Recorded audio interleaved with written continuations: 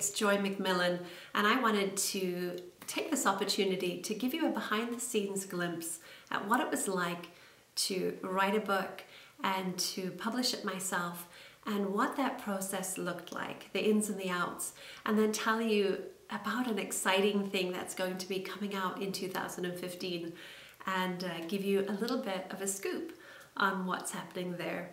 So first, writing. I have never thought of myself as a writer. That might sound odd because I've written a blog for quite a few years, but writing has always been really hard for me.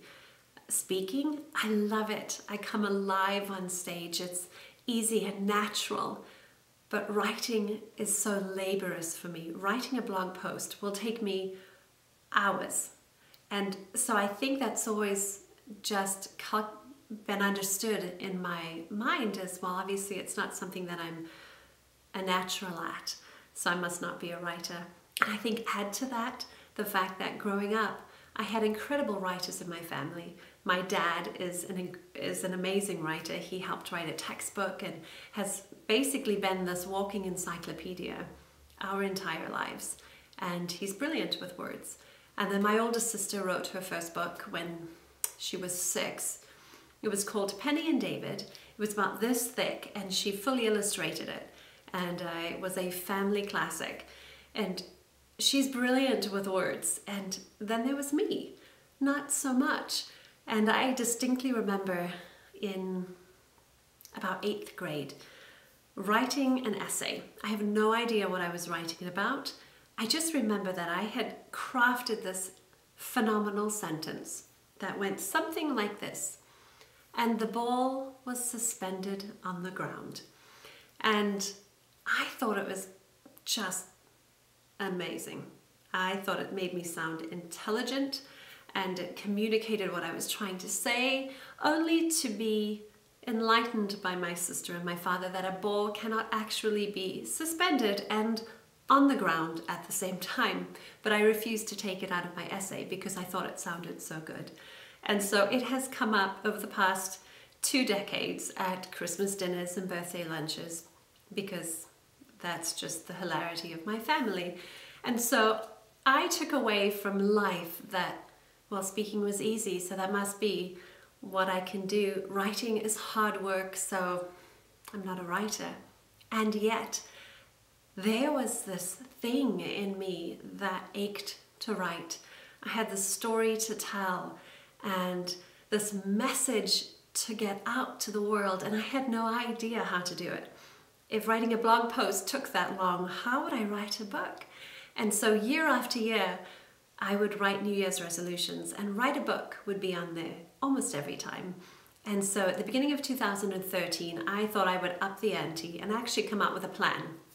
So my plan to write this book was to go to Tim Hortons every week, every other week, and to write for 2 hours. And so I would show up with my laptop, grab my coffee and my muffin, blueberry, cranberry bran to be exact, and I would sit down and I would just tap out 5 sentences. And then I would stop and I would read and I would edit what I had written. And I'd add a sentence, and then I would take away 3, and I would edit and I'd edit, and then 2 hours would be gone and I would have 3 sentences that I still wasn't happy with, and I would leave feeling discouraged. And then I would be back the week later or the next week if life had gotten busy, and I would think, what did I write last week? And so I would spend my time rereading and re-editing, and so that's how my book writing process tried to start. It didn't start. I was so defeated that I sort of just threw in the towel. And then at the beginning of 2014, I had started to hear about life coaching, and I had known about it for years, but I had never thought about it as something that I was drawn to and that I was inclined to do.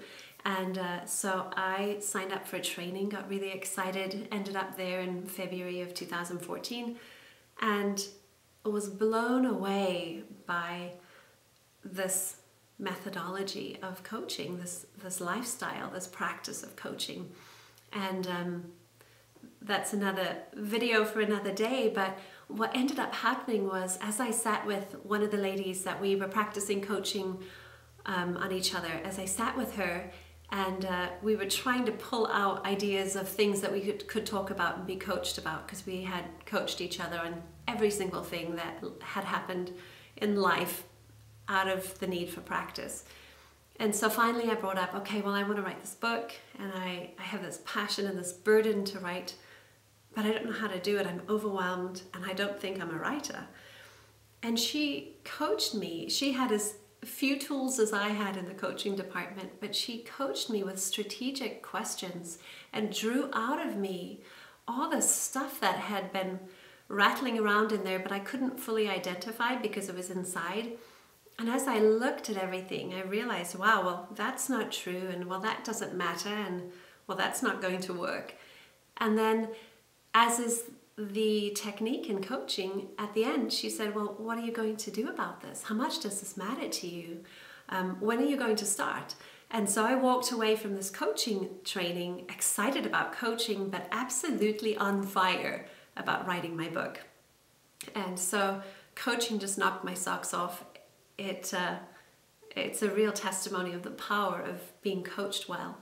And so I came home, and the very next day, a friend posted on Facebook, hey, I'm looking for a few people to try this 31 days to write your ebook thing that I'm wanting to do.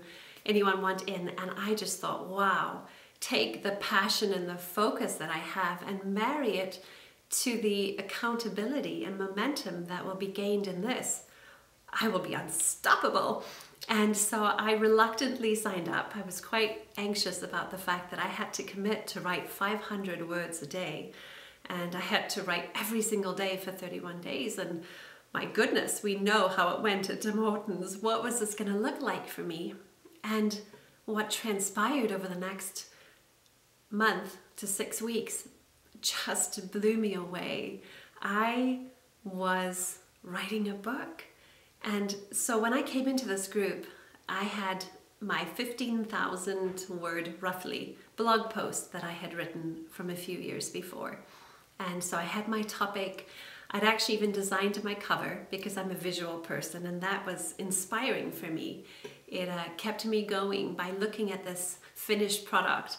And so I brought in these 15,000 words, and as we worked on it and got towards the end of the month, and other people would start editing because they were getting their ebook ready, I knew that I didn't want just an ebook. I knew I wanted to release a paperback. And so I just stepped out of the group because I had the momentum that I had been lacking, and I kept writing.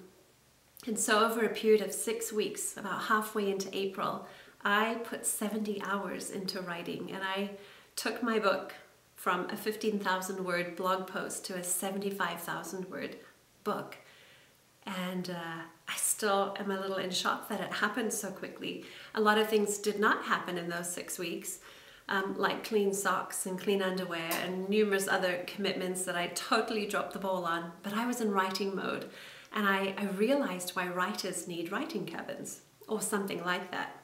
For me, it was my chair by the wood stove, because when you get on a roll, it's amazing what emerges. And I learned tips and tricks, and I practically Googled my way through how to write and publish a book. And so I have learned some incredible things along the way. I've learned things not to do, great techniques to get your book out into the public eye before it even releases. And so I am passionate about sharing that with people, because I believe that there are numerous people who have books in them and they don't know how to get them out. And I can relate. In fact, a study done nationwide a few years ago showed that 82% of Americans want to write a book. That is 8 out of 10 people that want to write a book. And sure, admittedly, not every one of those books should be written, but it's sad to think that there are books in people, like there was in me, aching to get out, but we don't know how to get it out, or we're overwhelmed or intimidated, or don't think of ourselves as writers. And so I am so super excited to be launching a new branch of Simply Bloom in 2015 called Book in Bloom, where I get to be the midwife to this little unborn book in your heart.